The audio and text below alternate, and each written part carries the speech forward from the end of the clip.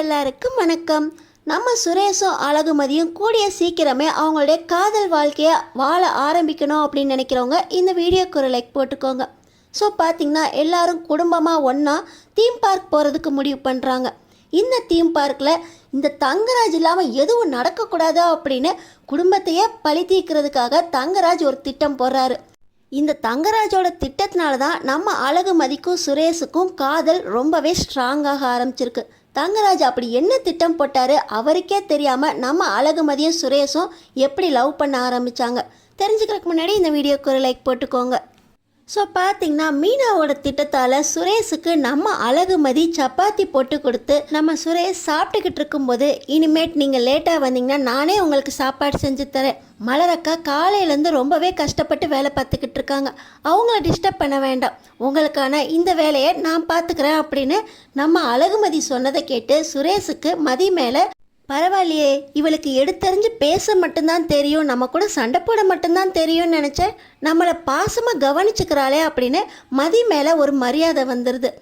பாக்கியராஜன் சொன்ன மாதிரி மதி ரொம்ப நல்ல பொண்ணு தான், அவள் கூட பேசினா நம்மளுக்கும் பிடிச்சி போயிடும், பேசிப்பாடா அப்படின்னு தானே அண்ணன் சொன்னார். பேசுதோமே அப்படின்னு சுரேஷ் நம்ம அழகுமதி கிட்ட பேசுறதுக்கு முயற்சி பண்ணுறாரு. ஆனாலும் இந்த ராஜலக்ஷ்மி நம்ம அழகுமதிக்கும் சுரேஷுக்கும் கொஞ்சம் கூட ஸ்பேஸே கொடுக்காம, நாளைக்கு தீம் பார்க் போகணுன்னு உங்கள் அண்ணன் பிளான் போட்டு வச்சுருக்கான்ல, நேரத்தோடு போய் தூங்கு, காலையில் 8:30 மணிக்கெலாம் இங்கேருந்து கிளம்பலாம் அப்படின்னு உங்கள் அண்ணன் சொல்லியிருக்கான் அப்படின்னு சொல்லி நம்ம அழகுமதியை சுரேஷையும் தூங்க அமுச்சு வச்சிடறாங்க. சரி, மதிக்கிட்ட நம்ம கொஞ்சம் கொஞ்சமாக பேசி பழகலாம், உடனே எல்லாத்தையும் பேசணுன்ட்டு இல்லை அப்படின்னு முடிவு பண்ணி அடுத்த நாள் தீம் பார்க்குக்கு கிளம்பிக்கிட்டு இருக்காங்க. இந்த நேரத்தில் கூட ராஜலக்ஷ்மி, அழகுமலர் எனக்கு தலைவணி எடுத்து வச்சிட்டியா, முட்டி வலிக்கு அந்த தைலத்தை எடுத்து வச்சிட்டியா, போகிறப்ப மாமாவுக்கு டேப்லெட்லாம் தேவைப்படும், சாப்பிட்டதுக்கப்புறம் போட வேண்டியது, சாப்பிட்றதுக்கு முன்னாடி போட வேண்டியது, மாமாவுக்கு ஃப்ளாஸ்கில் சுடு தண்ணி எடுத்து வச்சுக்கோ, எனக்கு காஃபிலாம் தேவைப்படும், அதையும் ஒரு ஃப்ளாஸ்கில் எடுத்து வச்சுக்கோ அப்படின்னு ஒவ்வொன்றா நம்ம ராஜலக்ஷ்மி எல்லாத்தையும் நீ தான் எடுத்து வைக்கணும் அப்படின்னு நம்ம மலர்கிட்ட சொல்லிக்கிட்டு இருக்க. இந்த நேரத்தில் அழகுமதி, மாமாவுக்கும் உங்களுக்கும் தேவையானது எல்லாத்தையுமே நானே எடுத்து வச்சிட்டேன் அத்தை பாருங்க அப்படின்னு சொல்லி அவங்க காட்ட, பரவாயில்ல எல்லாத்தையும் எடுத்து வச்சிட்டேன்னு நினைக்கிறேன், இந்த மாதிரி பொறுப்பான வேலையெல்லாம் கூட நீ செய்வியா அப்படின்னு இந்த ராஜலக்ஷ்மிக்கு மறுபடியும் நம்ம அழகுமதி மேலே ஒரு ஆச்சரியம் வந்துடுது. இப்போ எல்லாருமே ஒன்றா கிளம்பி தீம் பார்க் போகிறாங்க. இதுக்குள்ளே ராகவன் நம்ம தங்கராஜுக்கு கால் பண்ணி, மாப்பிள்ளை நாங்கள் எல்லாருமே தீம் பார்க் கிளம்பிட்டோம், ரேவதியை கூட்டிகிட்டு நீங்கள் நேராக அங்கே வந்துடுறேன்னு சொன்னீங்க, சீக்கிரமாக வந்துடுங்க மாப்பிள்ளை அப்படின்னு சொல்லி தங்கராஜுக்கு ஞாபகப்படுத்துகிறாராம். தங்கராஜும் ரேவதியும் ஒரு காரில் கிளம்பி வந்துக்கிட்டு இருக்காங்க. இங்கே நம்ம பாக்கியராஜோட எல்லாருமே ஒன்றா தீம் பார்க் வந்த இடத்துல கூட நம்ம பாக்கியராஜ் தான் எல்லாருக்கும் டிக்கெட் எடுக்க போகிறாரு. இப்போ அழகுமதி, எல்லா செலவையும் உங்கள் அண்ணன் தான் செய்யணுமா, நீங்கள் அந்த பில்லை கட்டுங்களேன் அப்படின்னு நம்ம அழகுமதி சுரேஷ் கிட்ட சொல்ல, இவன் எதுக்கு கட்டணும், அதை பாக்கியராஜ் செலவு பண்ணிக்கிட்டு இருக்கான்ல, பொம்பளை பிள்ளை நீ எதுக்கு ஊடையில் வந்துக்கிட்டு இருக்கா அப்படின்னு ராஜலக்ஷ்மி அழகுமதி கிட்ட கேட்க, அத்தை எல்லாருமே நம்ம குடும்பமாக இருந்தாலும் செலவை எல்லாருமே ஒன்று சரிபாதியாக பிரிச்சுக்கணும்ல, விருந்தாளிங்க முன்னாடி என் புருஷன் மட்டும் என்ன கம்மியா அப்படின்னு நம்ம அழகுமதி ராஜலக்ஷ்மிக்காக பேச, இப்போ பார்த்தீங்கன்னா சுரேஷுக்கு பரவாயில்லையே எல்லாரும் முன்னாடி என் புருஷன் கம்மி இல்லை அப்படின்னு மரியாதையை காப்பாற்றுறதுக்காக பேசுகிறாளே அப்படின்னு டிக்கெட்கான பாதி செலவை நானே ஏற்றுக்கிறேம்மா, இதில் என்ன இருக்குது, எல்லா இடத்துலையும் அண்ணன் தான் கொடுக்கணுமா அப்படின்னு சுரேஷ் செலவு பண்ண இந்த ராஜலக்ஷ்மிக்கு, இவன் என்ன வர வர மதி பேச்சை கேட்டுக்கிட்டு இருக்கான், அடியை அவன்தான் ஒரு மாதமாக வேலை இல்லாமல் ஒன்னால தானே இருந்தான், நீ சம்பளம் வாங்கியிருப்பீல இந்த மாதம், நீ அந்த காசை கூட அப்படின்னு சொல்ல, அத்தை நான் காசு கொண்டு வந்திருக்கேன், என் புருஷன் பக்கத்தில் இருக்கிறதுல நான் எதுக்கு காசு செலவு பண்ணணும், மொத்தமாக கணக்கு போட்டு வீட்டில் வச்சு என் சம்பளத்தை உங்கள்கிட்டயே கொடுத்துட்றேன் அப்படின்னு நம்ம அழகுமதி சொல்ல, அம்மா அவள் தான் சொல்கிறாள்ல என் புருஷன் செலவு பண்ணுறாரு, அவளுக்கு ஒரு மரியாதையாக இருக்குது, இதில் நீ ஏமா சண்டைக்கு வர, அண்ணன் தான் எல்லா செலவும் பண்ணணுமா அப்படின்னு சுரேஷும் பாதி செலவை ஏற்றுக்கிறாரு. நம்ம மதி மேலே சுரேஷுக்கு இன்னமும் கொஞ்சம் அட்டாச்மெண்ட் வந்துடுது. இப்போ எல்லாருமே அங்கே இருக்க ரைடை பார்த்தோன்னே நம்ம இந்த ரைடுக்கு போகலாம், நம்ம அந்த ரைடுக்கு போகலாம் அப்படின்னு ஒவ்வொருத்தராக சொல்ல, முதல்ல எல்லாரும் ஒன்றா சேர்ந்து அந்த பெரிய ரோலர் கோஸ்டருக்கு போகலாம், அதுக்கப்புறமா அவங்கவுங்களுக்கு பிடிச்சது குழந்தைங்களுக்கு பிடிச்சதெல்லாம் விளையாடலாம் அப்படின்னு முடிவு பண்ணுறாங்க. பார்த்திங்கன்னா நம்ம எல்லாரும் குடும்பமாக போகலான்னு சொல்கிறாங்க. அதனால் ராகவனும் ராஜலக்ஷ்மியும் கூட ரோலர் கோஸ்டரில் ஒரு ரைட்டில் ஏறிக்கிறாங்க.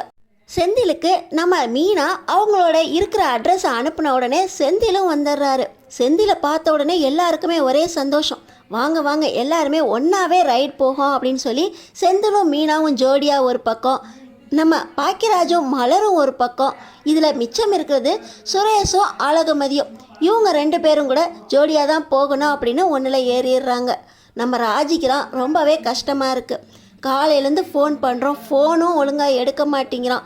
ஊருக்கு வந்ததுலேருந்து கண்டுக்கவே மாட்டேங்கிறான்.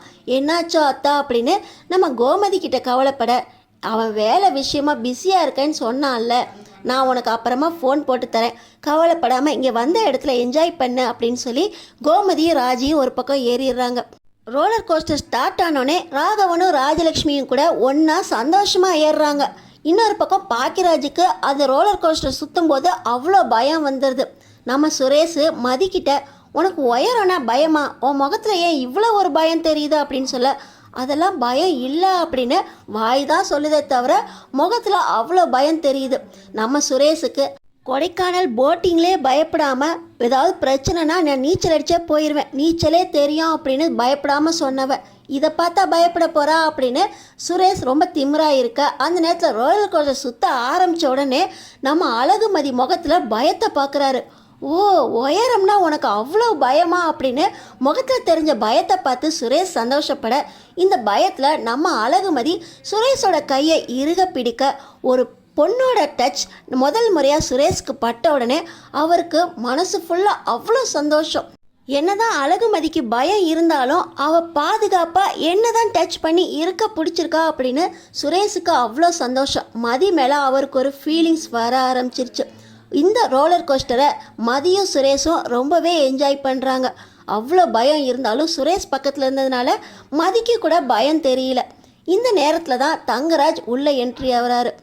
எல்லா ஃபேமிலியாக ஜோடி ஜோடியாக ஒன்றா ரோலர் கோஸ்டரை பார்த்த உடனே, நான் வர்றதுக்கு முன்னாடி நீங்கள் எல்லோரும் ஒன்றா கிளம்பிட்டீங்களா, என்னை விட்டுட்டு நீங்கள் என்ஜாய் பண்ண ஆரம்பிச்சிட்டிங்களா அப்படின்னு தங்கராஜுக்கு ஒரே கோவம்.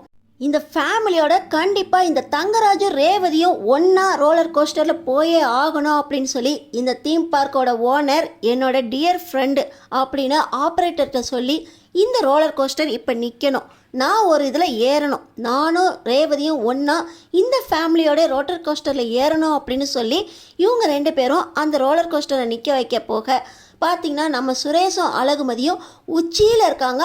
அந்த நேரத்தில் தான் ரோலர் கோஸ்டர் நின்று போயிடுது. சுரேஷுக்கு ஏற்கனவே நம்ம மதி உயரத்தில் இருக்கிறதுனால பயந்துக்கிட்டு தன்னோட கையை தொட்டதில் அவ்வளோ சந்தோஷம். இப்போ செம்ம உயரத்தில் 2 பேரையும் நிறுத்தி வச்சிட்டாங்களே, இந்த ரோலர் கோஸ்டரை நிறுத்தினவங்களுக்கு கோடி புண்ணியம் அப்படின்னு சொல்லி அவர் சந்தோஷமாக நம்ம அழகுமதியோட பயத்தை தனக்கு சாதகமாக ஃபீலிங்ஸாக மாற்றி சந்தோஷப்பட்டுக்கிட்டு இருக்காரு. இந்த நேரத்தில் நம்ம தங்கராஜும் ரேவதியும் ஒன்றா ரோலர் கோஸ்டரில் ஏற ஒவ்வொருத்தரும் ஒவ்வொரு பக்கம் ஆப்ரேட்டர் பண்ணவங்கள திட்டிக்கிட்டு இருக்காங்க. ஆனால் சுரேஷ் மட்டும் சந்தோஷமாக இந்த ரோலர் கோஸ்டர் ரைடை அனுபவிச்சுக்கிட்டு இருக்காரு. ரைடு முடியுது, எல்லாருமே ஜோடி ஜோடியாக கீழே இறங்குறாங்க. அச்சுச்சோ, அதுக்குள்ளே இந்த ரைடு முடிஞ்சிருச்சே அப்படின்னு சந்தோஷப்படுறது சுரேஷ் மட்டும்தான். இப்போ எல்லாருமே கீழே இறங்கினதுக்கப்புறம் பார்த்தீங்களா, இந்த தங்கராஜோட செல்வாக்க தங்கராஜ் சொல்லி தான் பாதியிலே இந்த ரைடு நின்றுச்சு, நானும் உங்களோட வந்து ஜாயின் பண்ணிக்கிட்டேனே அப்படின்னு தங்கராஜ் சந்தோஷப்பட, மதி பார்த்திங்கன்னா தங்கராஜ் மேலே கோவப்படுறாங்க. எனக்கு ஏற்கனவே உயரம்னா பயம், இதில் நீங்கள் வேற பாதியிலே நிறுத்தி நாங்கள் உயரத்தில் மாட்டிக்கிட்டோம் அப்படின்னு பயத்தோட பேச, மாமா உங்களால் தான், நீங்கள் மட்டும்தான் காரணமா இந்த ரோலர் கோஸ்டரில் நானும் அழகுமதியும் உயரத்தில் மாட்டுறதுக்கு அப்படின்னு கோபமாக பேசுகிற மாதிரி தங்கராஜ் மேலே கோவப்படுற மாதிரி சுரேஷ் பேச, டேய் மச்சான் என்னடா சொல்கிற, நீங்கள் மாட்டுறதுக்கு நான் காரணமா, இந்த மச்சான் இல்லாமல் நீங்கள் தாண்டா ரோலர் கோஸ்டரில் ஏறினீங்க அப்படின்னு சுரேஷ் மேலே தங்கராஜ் கோவப்பட, என்ன நடந்தாலும் சரி மாமா, உங்களால் தான் நானும் அழகுமதியும் ஒன்றா சேர்ந்துருக்கோம் அப்படின்னு சுரேஷ் தங்கராஜை பாராட்டுறாரா திட்டுறாரான்னு தெரியாமல் அழகுமதி முழிச்சுக்கிட்டு இருக்க, தங்கராஜை அடுத்தடுத்து நம்ம சுரேஷையும் அழகுமதியையும் சேர்க்கறதுக்காக தெரியாமல் என்னென்ன தப்பு பண்ண போகிறாரு. இந்த தீம் பார்க்கில் இன்னும் என்னென்ன நடக்க போகுது சுவாரஸ்யமாக தெரிஞ்சுக்கிறதுக்கு நம்ம சேனலை சப்ஸ்கிரைப் பண்ணி தொடர்ந்து பாருங்கள்.